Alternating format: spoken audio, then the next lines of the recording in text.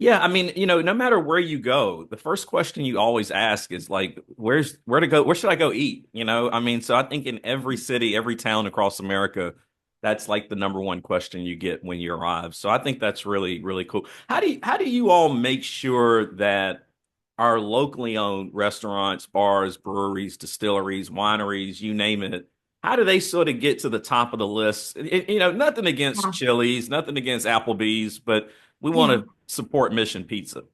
Yeah. Well, good old marketing and also media relations. Our team works with journalists around the country. In our last fiscal year, the stories that were placed through our efforts reached 1 billion impressions.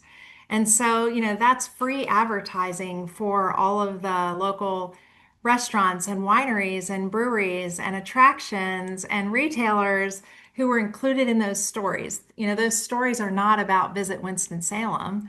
They're about our local businesses and local organizations. And, so when you have Southern Living coming in to do a story about Christmas, we bring those writers in, we pay for their lodging, we curate their trip, we escort them around and help tell their stories. So, we become the local experts. And, we know the story of Mission Pizza and we know the story of Bobby Boy and on and on and on. So that when we're working with journalists, we can really enrich their understanding, and not just traditional media, but also influencers have become, a really important part of the mix. And, we actively host more than a dozen influencers, in addition to travel writers throughout the year.